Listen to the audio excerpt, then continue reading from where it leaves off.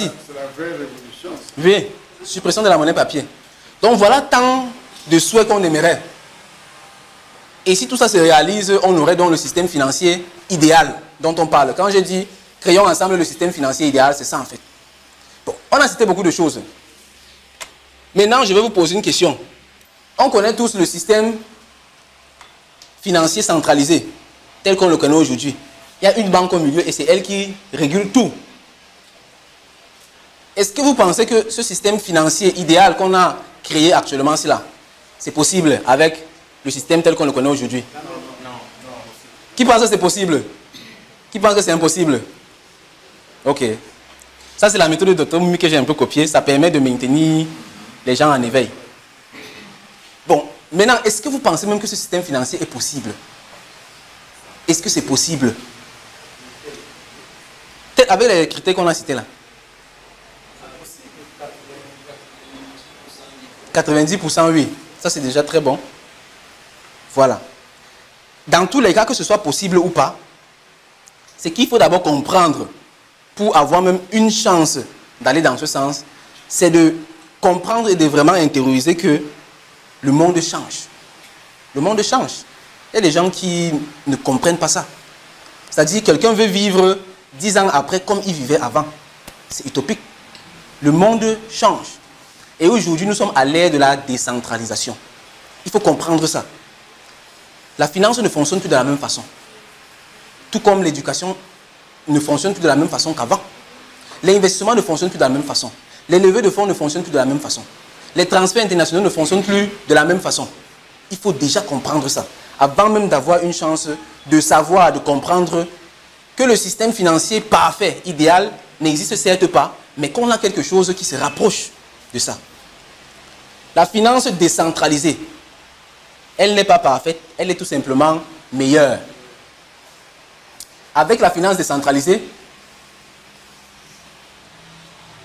on peut financer ses projets sans intérêt.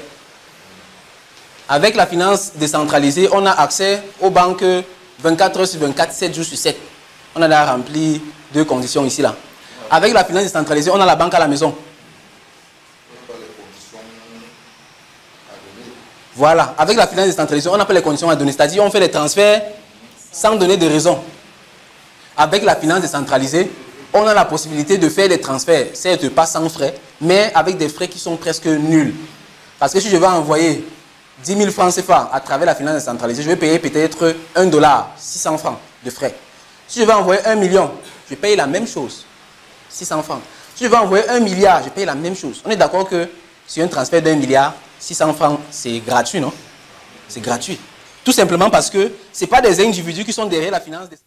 Voilà donc notre invité Nelson Zangué en mode prof de la crypto-monnaie. Nelson, ça te fait quoi de savoir que les personnes s'intéressent davantage à ce que tu fais? Est-ce que voilà, tu te dis le combat que tu mènes est en train de porter des fruits?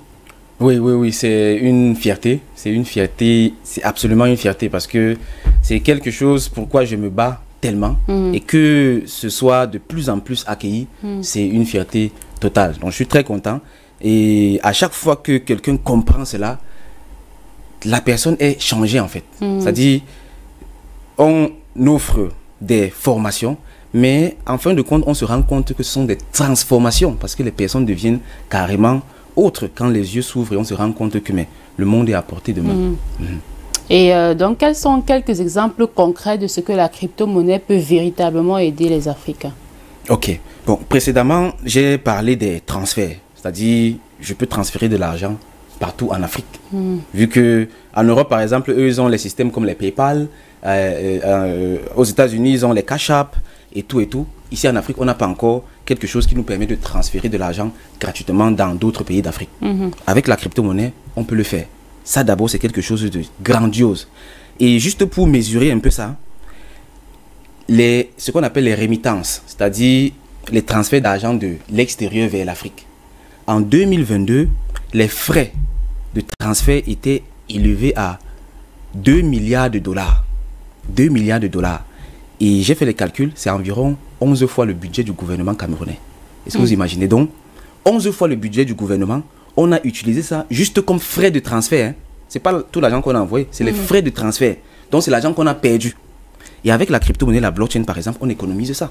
Et ça peut permettre de construire tellement d'hôpitaux, tellement d'écoles, de lancer tellement de projets. Ça, par exemple, c'est quelque chose qui peut être très intéressant. Bon, après ça, il y a également, pour les entrepreneurs, il y a ce qu'on appelle la tokenisation. Ça, on l'a très bien vu du côté de la RCA. La RCA, quand ils ont lancé leur crypto-monnaie, ils ont mis dans leur projet cet aspect de tokenisation-là. C'est une façon de lever les fonds, c'est-à-dire de financer les projets de façon très facile. C'est-à-dire, j'ai un projet, comme tout projet, et là, je veux le lancer. J'adosse ça sur une crypto-monnaie. On fait ce qu'on appelle la token economy, et puis on permet donc aux personnes d'acquérir ces crypto-monnaies. Avec l'argent qui va donc être acquis, on lance le projet. Et c'est une sorte de financement participatif très, très, très efficace. Parce qu'avec ça, tout projet peut devenir immédiatement international. Donc ça peut également aider nos jeunes entrepreneurs qui ont peut-être du mal à toucher les investisseurs à l'extérieur. Donc il y a tellement de cas d'utilisation. Et puis, bon, le cas classique aussi, je dois quand même le mentionner, c'est l'investissement.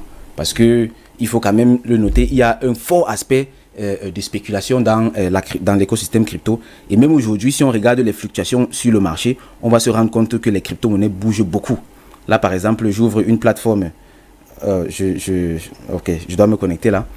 Donc, dans tous les cas, je voulais montrer à quel point les crypto-monnaies fluctuent. Ça veut dire que quelqu'un qui est aguerri sur le marché, qui sait faire ce qu'on appelle le trading ou bien le holding, peut également se faire des bénéfices sur le marché de façon directe. Donc ça également, c'est quelque chose qu'on ne peut pas négliger. Comme quoi, si ça a des inconvénients, ça a davantage plus des points positifs. Voilà, on vous l'a dit, on a un thème au centre de l'émission ce matin et voilà les numéros qui sont en bas de votre télévision. Ça va rendre quelques messages qu'on a reçus dans nos téléphones portables. Bonjour Cathy, bonjour à l'émission Top Weekend. Concernant la thématique du jour, je crois qu'il est difficile de parler de sexualité avec les enfants parce que voilà, les enfants d'aujourd'hui, on ne sait pas comment est-ce qu'ils vont accueillir la chose. Parfois, tu as l'impression qu'en parler, c'est inciter l'enfant à aller justement vers ces choses-là. C'est Arlette depuis Dibon-Barry.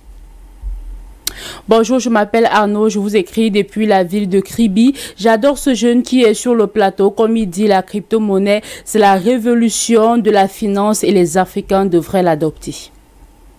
Bonjour, c'est Amanda depuis Yaoundé. Magnifique programme. J'aime ton habit ce matin. Merci. J'aime davantage ton invité qui est assez éloquent. On devrait encourager les jeunes Africains à aller goûter à l'ailleurs et puis revenir avec leur savoir-faire comme le fait ce matin ton invité. Bonjour Cathy, bonjour à ton invité que je trouve assez charmant. C'est Brenda depuis PK14. Assez comment, maman, hein? Bonjour à l'émission Top Weekend. Bonjour à tous ceux qui participent à ce programme. Concernant la thématique, il est difficile pour moi de parler sexualité avec mon enfant-fille parce que je ne sais pas comment aborder cela. Déjà, il faut maîtriser les différents changements du corps de la femme. Du coup, tout ce qui concerne l'évolution des filles, de la vie de mes filles, je laisse entre les mains de madame. C'est Bernard depuis la ville de Chang. Bonjour Cathy, bonjour à l'émission Top Weekend. J'aime ton invité ce matin. Ce monsieur parle très bien et j'espère que nos gouvernants l'écoutent parce qu'on doit sortir, tu le disais tout à l'heure, des sentiers battus et évoluer avec le monde. Bonjour, je suis Alexandra, j'écris depuis la ville d'Abombang.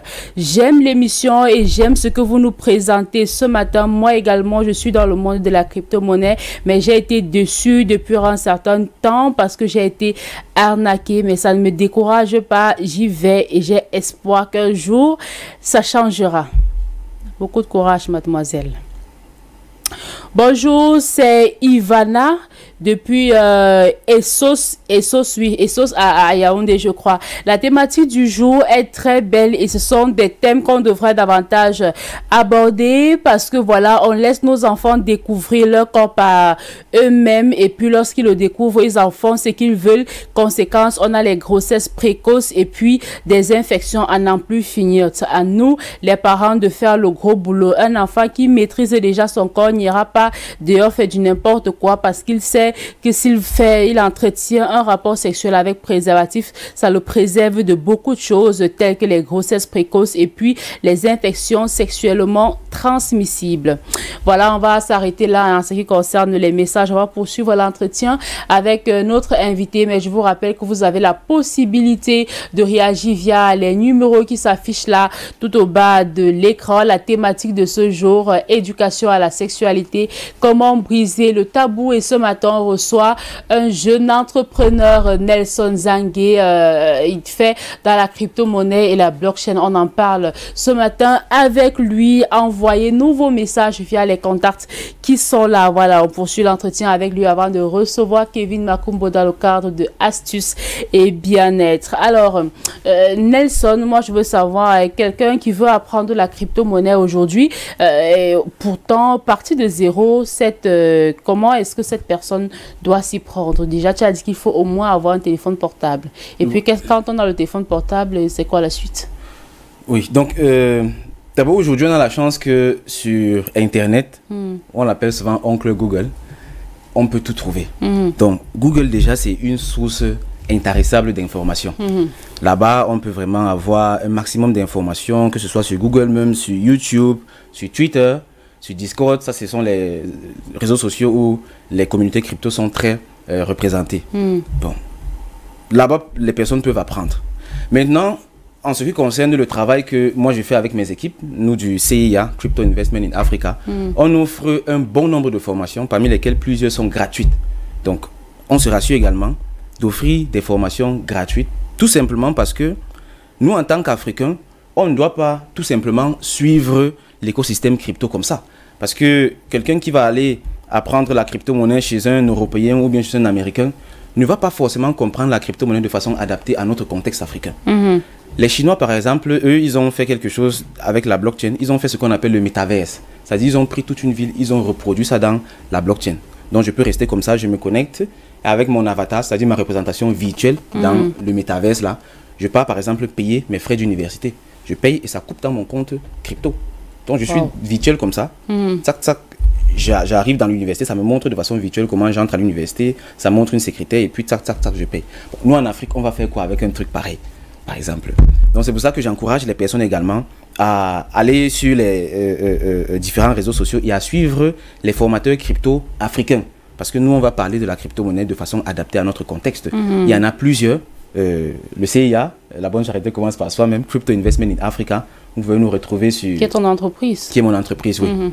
Sur YouTube principalement, sur Twitter, nous y sommes, sur Facebook et sur tous les autres réseaux majeurs. Vous pouvez également nous visiter ici, en présentiel, du côté de Douala au Cameroun. C'est juste en Dokpong, au lieu dit Entrée Compagnie. Donc nous y sommes également là-bas. On dispense également des formations gratuites et puis payantes pour ceux qui veulent aller en profondeur. Et voici donc comme ça plusieurs façons au travers desquelles les personnes peuvent se former. Mais dans tous les cas, ce que les gens doivent comprendre, c'est que entrer dans l'écosystème crypto et blockchain, c'est désapprendre avant de réapprendre. Parce que là-bas, on ne parle pas le même langage que dans le monde classique. Là-bas, c'est vraiment autre chose. On parle d'un paradigme qui vient comme ça changer tout ce qu'on connaît, la décentralisation. Donc, il ne faut pas aller là-bas avec les idées préconçues. Il faut aller là-bas avec l'esprit d'un enfant qui vient découvrir. Oui. Oh. Et avec ça, on va vraiment beaucoup apprendre. Alors, ça c'est magnifique. Hein. Il faut aller là-bas avec l'esprit d'un enfant qui vient découvrir. On le connaît, il y a beaucoup de personnes qui, avant d'aller à l'hôpital, on tape sa maladie sur Google. Et puis, on a déjà les symptômes, le traitement. Et puis, lorsque le docteur pose le diagnostic, on dit, je sais que c'est le paracétamol que je dois avoir et tout. Non.